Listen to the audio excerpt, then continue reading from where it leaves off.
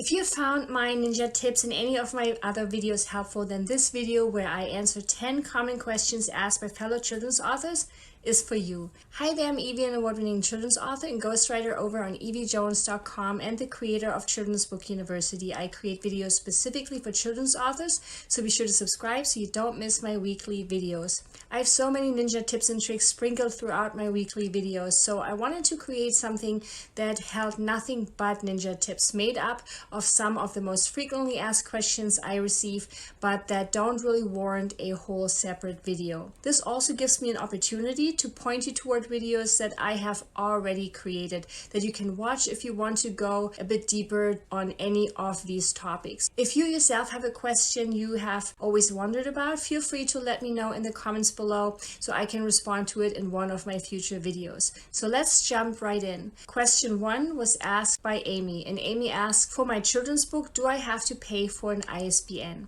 ISBN stands for International Standard Book Number and is used as an identifier for text-based, or in our case, illustration-based publications.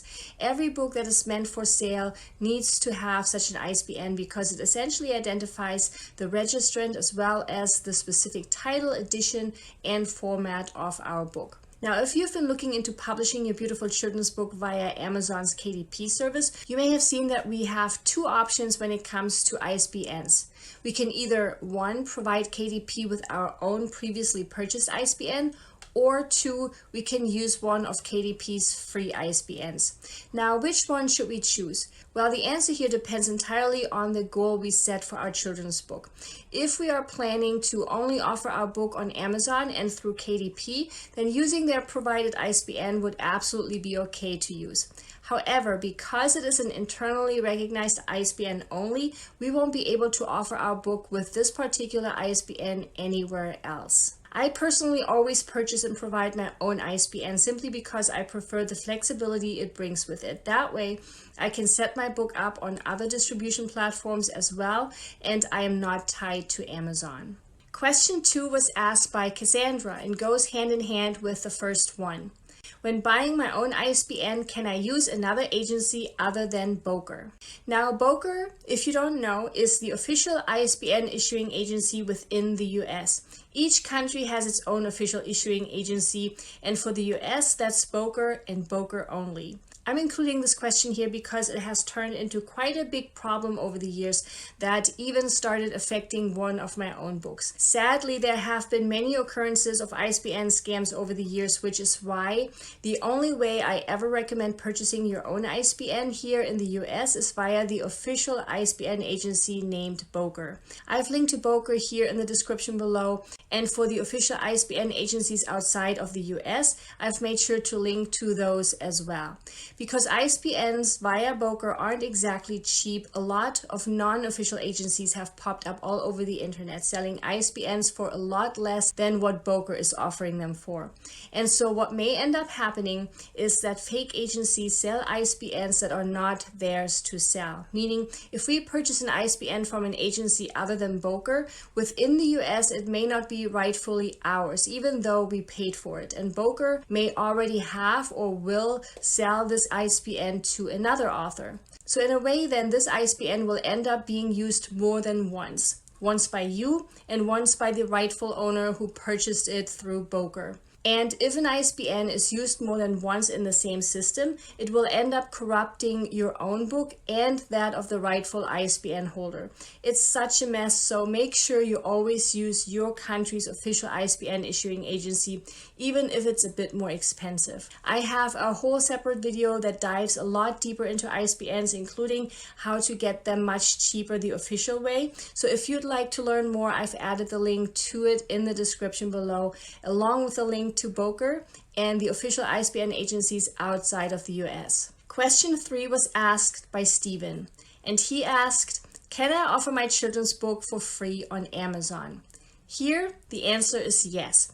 If we are publishing our ebook via Amazon's print-on-demand platform called KDP, Amazon provides us with an option to enroll our ebook into what is called KDP Select. And every time we enroll our ebook into KDP Select, it would remain enrolled for a total of 90 days. And within these 90 days, we can use 2 of Amazon's marketing tools. One, we get a total of 5 days during which we can offer our ebook for absolutely free. And two, we get up to 7 days where we can set a countdown deal for our book. Note here that 1, KDP Select only applies to the ebook version of our book. 2, each enrollment cycle is currently 90 days long. And 3, whenever we are enrolling into KDP Select, we agree to follow certain guidelines during that 90-day enrollment window. What's great about this marketing tool option is that even though we get a certain number of days, we won't have to use all of these days, and we also don't have to use them on consecutive days. So for the 5 free days, for example, we could break them up to have 3 free days here and 2 free days sometime later. The timing of these free days is all up to us within this 90-day window. On the buyer's end, the way they would see our enrolled ebook over on Amazon is with the Kindle Unlimited label. So every Amazon buyer that subscribes to Kindle Unlimited will be able to download our book for free for those 90 days. And during that time, we can earn a share of the KDP Select Global Fund based on how many pages Amazon's customers read of our book. So we would still be making money even though our book is free to those Kindle Unlimited subscribers. But like I already said, there are some special rules we must follow during those 90 days. I've made a separate video all about KDP Select that talks about the advantages and disadvantages, the special requirements, and also if and when I would recommend using this marketing tool. I've added the link to the description below. Question 4 was asked by Mary Ann, and Mary Ann asked, can I update or make changes to the interior of my book, or do I need to republish it as a new edition? This is a question I get asked a lot. As long as we're just making minor changes, like correcting a typo here and there, or swapping out an illustration, we can simply resubmit an updated file via our KDP dashboard. As long as our story isn't completely altered or redesigned, submitting an updated version of our book is completely sufficient. Creating a new edition for a children's book is quite rare. The only time we'd want to make sure to create an entirely new edition is, for example, if we have decided to use illustrations by a different illustrator, or if we decided to create a special anniversary edition of our book, or if we wanted to change our book title. Question 5 was asked by Catherine. Catherine asked, how many categories can I enroll my children's book in? One of Amazon's changes this year was all about categories and how they are now categorizing our books. In one of my videos I made last year, I mentioned how we can unofficially add our book to a total of 10 categories on Amazon. But because of Amazon's changes, this will no longer be possible. We now get to put our books into only 3 categories. I've actually been wondering for quite some time if and when Amazon would put an end to this unofficial category stuffing. With these most recent changes, knowing what categories to enroll our children's books in has become even more important. I have a separate video on how exactly I go about choosing the best categories for our children's books, so I've made sure to share it in the description below.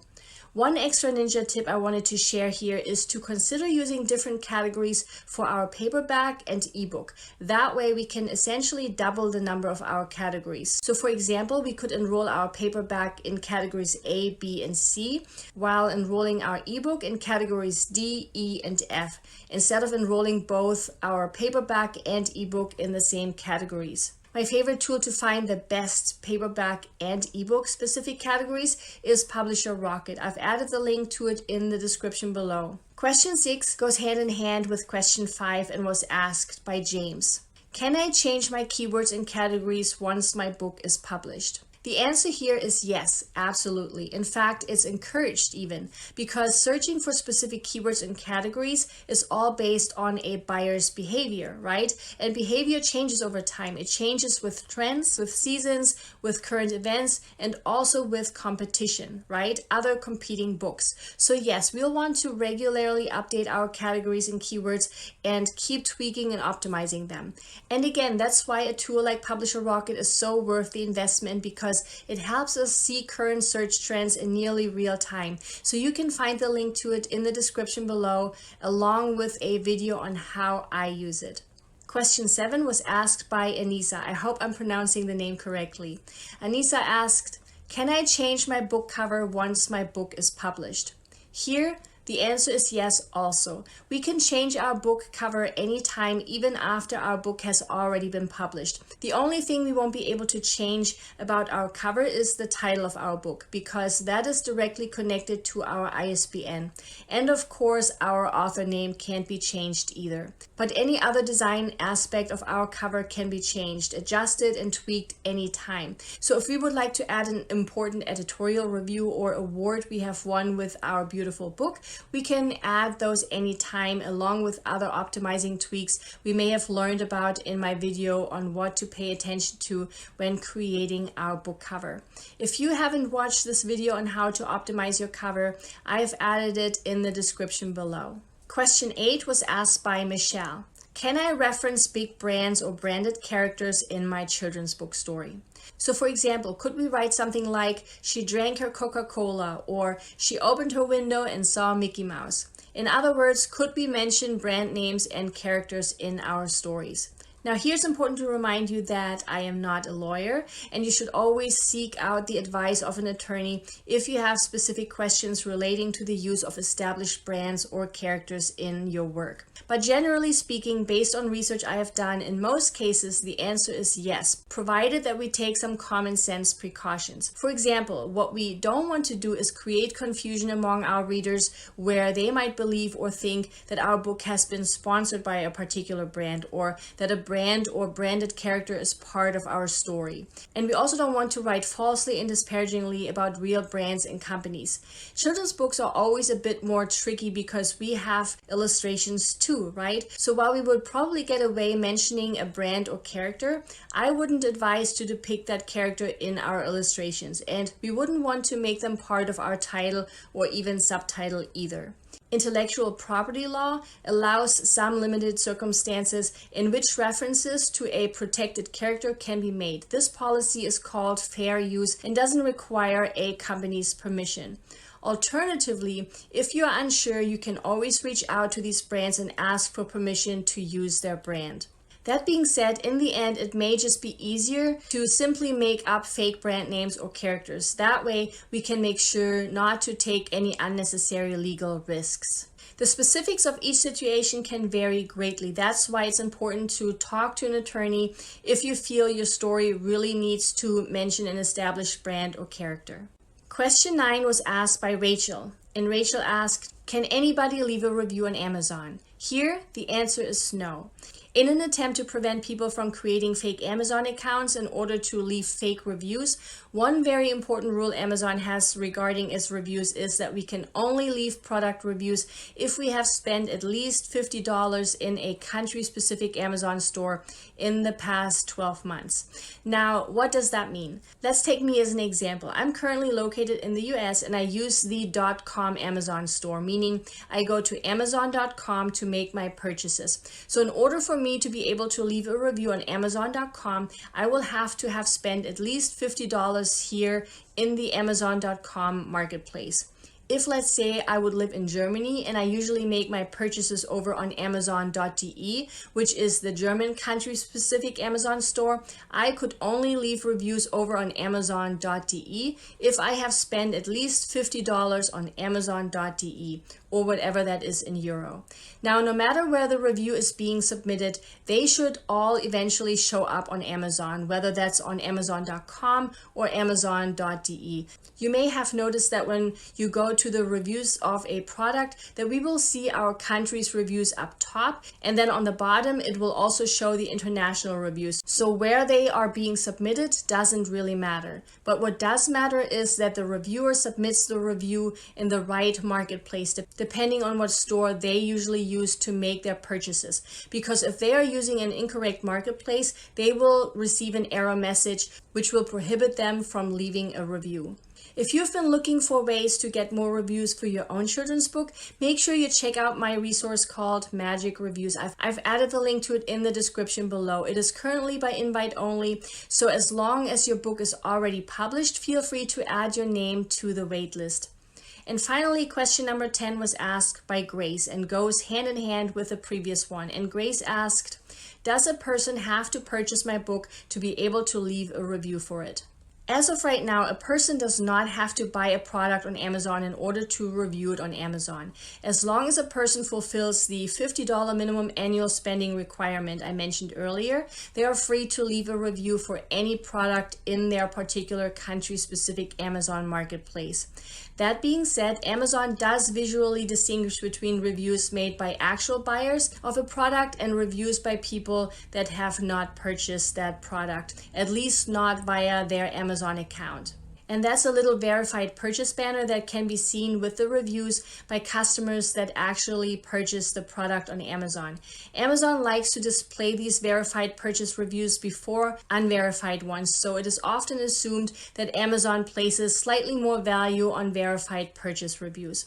That being said, in the end, a review is a review, and just because a review doesn't have that banner doesn't mean that person didn't purchase the product someplace else. Today's video format was a bit different from my other weekly videos, but I really think that even if a question doesn't require an entire video, having them answered and explained is important. So I hope you found this video really helpful and that it addressed some of your own questions you may have had. Please give this video a thumbs up and subscribe if you haven't yet. It really encourages me to keep making free videos for you just like this one. Here's to learning more with every video you watch. Bye!